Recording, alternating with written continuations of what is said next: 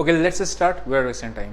आज हम लोग सीखेंगे पाइवट पॉइंट के एनालिसिस। ठीक है, पाइवट पॉइंट को प्राइस सेक्शन के साथ, क्योंकि हमारा दिमाग के हम लोग प्राइस सेक्शन ट्रेडर्स हैं, जहाँ पे भी होता है प्राइस सेक्शन के साथ कंबाइन कर देते हैं और एक अच्छा डिसीजन मिलता है। फिर उसके बाद एग्जांपल्स वगैरह देखेंगे, लेकिन उससे पहले हम देखेंगे हम चलते कैसे हैं। सबसे पहले what is pivot point, pivot point होता क्या है। सेकंड चीज़ में हम लोग देखेंगे उसमें एंट्री कहाँ पे करते हैं और एग्जिट कहाँ पे करते हैं इंट्राडे बेसिस पे। देन हम लोग देखेंगे टाइम फ्रेम कौन सा यूज़ करना है अपने को, एंड देन उसको प्राइस सेक्शन के साथ कंबाइन कर देंगे और फिर अपना एक डिसीजन मेकिंग कर जाएगा कि हाँ ये पॉइंट पे बाय करना है, इस पे हमारा एसएल है और इस पे हमारा टारगेट है। सिंपल। मैं बात करता हूँ व्हाट इज पाइवट पॉइंट। तो पाइवट पॉइंट सिंपली एक टूल है, मैथमेटिकल टूल, जिसकी वजह से आपको एक लेवल निकल आता है। मीडियन जैसे करते हैं ना हम लोग बचपन में पढ़ते थे, मीडियन, वो मीडियन निकल आता है। उसके ऊपर अगर मार्केट निकलता है तो हम जनरली तेजी मानते हैं, उसके नीचे होता है तो मार्केट हम लोग जनरली मंदी मांगते हैं, लेकिन हम लोग किसी और तरीके से इसको यूज करेंगे। सबसे पहले देखते हैं पाइवट पॉइंट कैलकुलेट कैसे होता है। जो भी प्रीवियस डे का high plus low plus close, open नहीं है, ठीक है, डिवाइड बाय 3, ये एक फिगर निकल के आती है, दिस इज कॉल्ड पाइवट।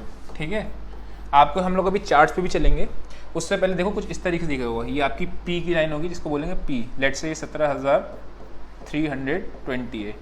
ऊपर एक निकल के आ रहा होगा रेजिस्टेंस R1, देन ऊपर R2 निकल के आ रही होगी। ठीक है, ऐसे ही नीचे आपका निकल के आ रहा होगा S1 और यहाँ पे आपका S2, ऐसे करके आ रहा होगा। हम लोग इसको ट्रेडिंग कैसे करेंगे वो भी हम चार्ट पे देखेंगे, लेकिन इस तरीके से दिखता है।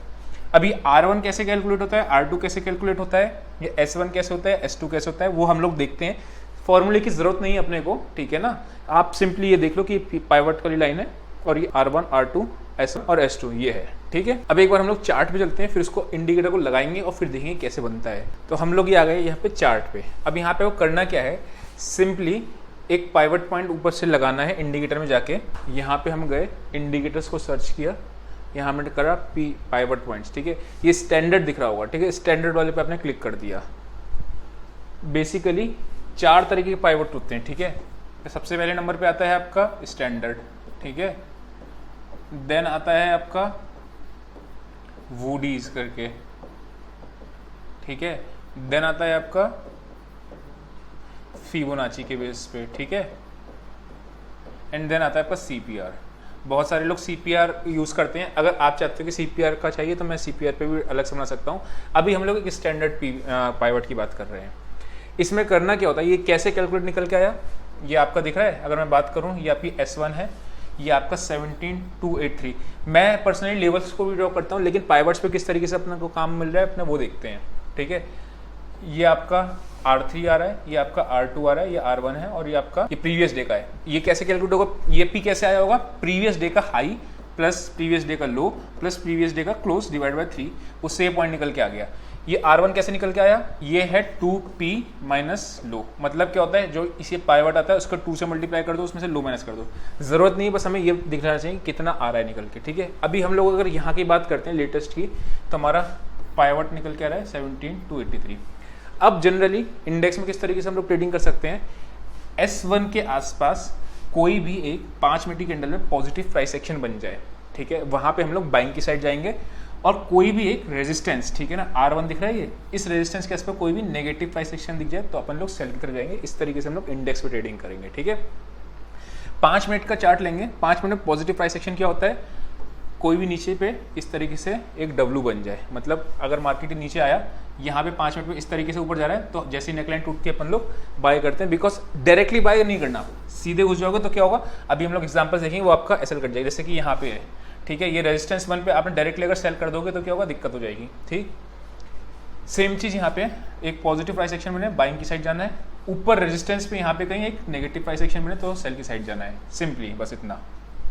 टारगेट क्या रखेंगे, जो भी पाइवट है वहां तक। पाइवट बेसिकली कुछ नहीं, एक मीडियन ही समझ लो आप। ठीक है, अब दूसरा केस क्या हो सकता है, एक सपोर्ट तो आपकी निकल आई, अगर ये लेट से सीधा टूट जाता है तो अपने को बाय नहीं करना कूदते ही। ठीक है, अगर S2 के आसपास कोई आपको पॉजिटिव प्राइस एक्शन बने तो अपन लोग बाइंग की साइड जाएंगे, और R2 की साइड कोई नेगेटिव प्राइस एक्शन बने तो अपन लोग सेल की तरफ जाएंगे। ठीक है, चाहे वो इनसाइड बार बन जाए या फिर आपका W बन जाए, M बन जाए, ठीक है, जो हम लोगों ने प्राइस एक्शन में नॉर्मली देखते हैं। अब क्या चीज है, ये होता है कॉन्ट्रा ट्रेडिंग। ठीक है, दिस इज कॉल्ड कॉन्ट्रा। मतलब आज मार्केट ऊपर जा रही है, हम लोग रेजिस्टेंस के आसपास सेल कर रहे हैं, तो अपने को कॉन्ट्रा ट्रेंड रिवर्सल प्लान कर रहे हैं। ठीक है, दूसरे तरीके की ट्रेडिंग होती है आपकी ब्रेकआउट या ब्रेकडाउन ट्रेडिंग। सिंपली बाइंग की दो कंडीशन होती है, हम कब कब बाय करते हैं। एक बाइंग करते हैं हम लोग जब सपोर्ट पे कोई प्राइस एक्शन पॉजिटिव बन जाए, सपोर्ट पे कोई प्राइस एक्शन पॉजिटिव बन जाए तब हम बाइंग की साइड जाते हैं, या फिर हम बाइंग चाहते हैं ब्रेकआउट पे, जब मार्केट में एक ब्रेकआउट हो जाए। सेम चीज आप सेलिंग कब करते हो मार्केट में, शॉर्ट सेल करते हो तो कैसे करते हो, या तो कोई आपका रेजिस्टेंस पे नेगेटिव प्राइस एक्शन बन जाए, ठीक है, कोई नेगेटिव प्राइस एक्शन पे, या फिर आप सेल कब करते हो, सपोर्ट टूट जाए, मतलब कोई सपोर्ट का ब्रेकडाउन आ जाए,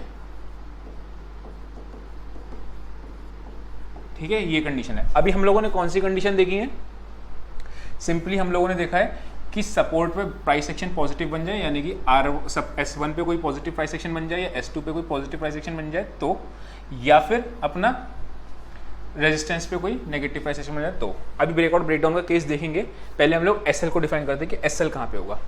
लेट्स से यहाँ पे मार्केट नीचे आया S1 पे और यहाँ पे कोई 5 मिनट पे आपने पॉजिटिव प्राइस एक्शन बना तो यहाँ पे आपने बाय किया, तो आपका एसएल क्या होगा, S1, ठीक है, पॉजिटिव प्राइस। बिकॉज हम लोग ना ट्रेडिशनली काम नहीं कर रहे, मतलब ट्रेडिशनल कैसे होता है कि S1 पे आए तो बाय कर लो या S1 टूटे तो सेल कर दो, वैसा नहीं कर रहे, हम लोग उसको प्राइस एक्शन के साथ कंबाइन कर रहे हैं। आप जानते हो मैं प्राइस एक्शन के बेसिस पे ही ट्रेडिंग करता हूँ, चाहे ट्रेंड लाइन हो या कुछ भी हो, सारी चीजें प्राइस एक्शन के बेसिस पे ही करते हैं। दूसरा केस क्या आता है आपका, हमने देखा काउंटर ट्रेड, मतलब आपको सेल कब करते हैं, जब आपका सपोर्ट टूट जाए या फिर रेजिस्टेंस पे सेल करते हैं नेगेटिव प्राइस एक्शन पे। अभी कोई ब्रेकडाउन पे करते हैं, ब्रेकडाउन या ब्रेकआउट वाला केस, ठीक है। ये बेसिकली सबसे बेस्ट सूट कहाँ पे करता है कि अगर किसी भी रेजिस्टेंस है, वो रेजिस्टेंस जब कंसोलिडेट करनी शुरू कर जाए एंड ब्रेकआउट आ जाए, ये जो ब्रेकआउट आता है ये बहुत अच्छा ब्रेकआउट होता है मार्केट में, फिर मार्केट में अच्छा ऊपर की साइड ट्रेड मिल जाता है, या फिर सपोर्ट के आसपास आके कोई कंसोलिडेट कर जाए एंड देन उसका ब्रेकडाउन आ जाए तो बहुत अच्छा ट्रेड मिल जाता है, कंसोलिडेशन का ब्रेकडाउन जिसको बोलते हैं, ठीक है। इस केस में एसएल क्या होगा, इसमें तो हम प्राइस एक्शन के बेसिस पे रखेंगे। डब्ल्यू में अगर इस तरीके से बन रहा है, यहाँ पे ब्रेकआउट आया तो एसएल हमारा क्या होता है, प्रीवियस स्विंग का लो, ये आपका एंट्री पॉइंट होता है, ये आपका एसएल होता है, और इतने का आपका इस जो ये आ रहा है इस साइज का आपका टारगेट होता है, ठीक है। ब्रेकडाउन के केस में क्या रखेंगे, लेट्स से यहाँ पे कोई कंसोलिडेशन किया एंड देन ब्रेकडाउन दिया तो क्या होगा, ये जो कंसोलिडेशन का हायर रेंज होगा इसका आपका एसएल होगा, ठीक है। अब एक चीज आप नोट करना, जो वैल्यूज आती हैं वो लेफ्ट साइड में है, मतलब ये जो दिन दिख रहा है ना आपको, ये दिन इसके लेफ्ट साइड में पाइवट्स है, ठीक है। इस दिन के पाइवट पॉइंट्स कहाँ निकल के आएंगे, ये वाले, ठीक है। इस दिन के पाइवट पॉइंट्स कहाँ निकल के आएंगे, ये वाले। मतलब कंफ्यूज मत होना कि आप ये वाला आपने पॉइंट उठा लिया, ये किस दिन का है, ये अगले दिन का है, ठीक है। ये वाला पॉइंट किस दिन का है, अगले दिन का है, ठीक है। तो ये ध्यान रखना, आपके लेफ्ट साइड होता है, जो डे होता है उसके स्टार्टिंग में अपने पाइवट पॉइंट्स निकल के जाते हैं। जैसे कल आपका जो डे आएगा, इस दिन के आपके इस साइड में निकल के आ जाएंगे पाइवट्स, ठीक है। अभी अगला दिन आया नहीं है, लेकिन अगर आता तो वहां पे आता है, ठीक। अगर यहाँ पे आप देखोगे ब्रेकआउट का सिनेरियो हम लोग देख रहे हैं, ठीक है। ये हमारा रेजिस्टेंस है, रेजिस्टेंस के आसपास ने कंसोलिडेशन के, जो अभी हम लोग ब्रेकआउट ब्रेकडाउन देख रहे थे, कंसोलिडेशन करके ब्रेकआउट आया। यहाँ पे हम लोग इस ब्रेकआउट की कैंडल में बाय करेंगे, ये हमारा एसएल होगा, और ये वाला जो पॉइंट है कितने आ रहा है, ये पॉइंट जितने भी है इसका आपका टारगेट हो जाएगा। डे आपका ट्रेंडिंग एंड साइड बार वगैरह आपको सब चीजें मिल रही हैं, ठीक है। तो रेजिस्टेंस पे ब्रेकआउट का केस हमने देखा कि कंसोलिडेशन करे, ब्रेकआउट दे, तब अपन लोग बाय करेंगे, या फिर रेजिस्टेंस पे कोई नेगेटिव प्राइस एक्शन बनाए तो आपका उस पर हम लोग सेल करेंगे, ठीक। तो फटाफट से एक बार क्विकली रिवाइज कर लेते हैं, सो दैट हमने क्या देखा वो हमें समझ में आ जाएगा, ठीक। सबसे पहले पाइवट पॉइंट देख लिया, एंट्री कहाँ है, दो जगह होती है, ठीक है।